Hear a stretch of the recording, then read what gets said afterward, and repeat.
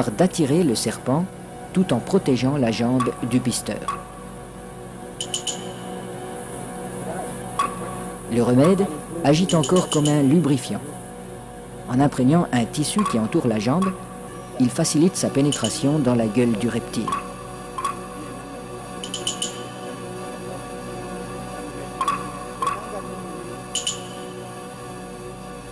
La jambe à pas restera en principe intacte, car le python avale simplement cette proie qui vient à lui. À peine sera-t-elle attaquée superficiellement par les sucs digestifs.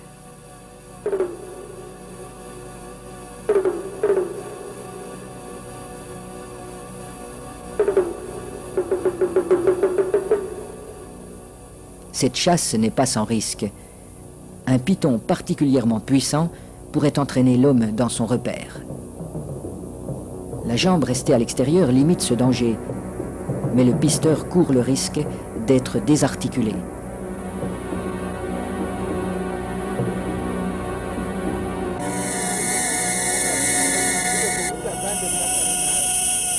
Pour rendre l'attente moins pénible, mais aussi faciliter le glissement des corps de l'homme et de l'animal, on place des feuilles fraîches sous le pisteur.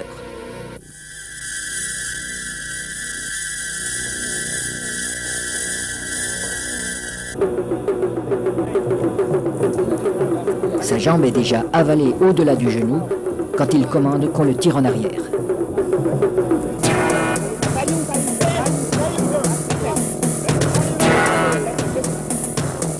Refusant de laisser échapper sa proie, le python apparaît. Les aides tirent de façon irrégulière. Il secoue le python pour l'empêcher de trouver un point d'appui.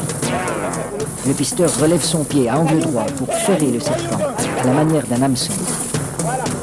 L'animal se sent piégé, mais il ne peut plus lâcher la jambe. Le python est maintenu allongé.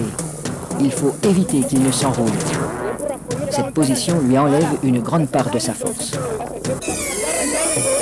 Pour dégager sa jambe, Naina déchire la gueule du python au couteau.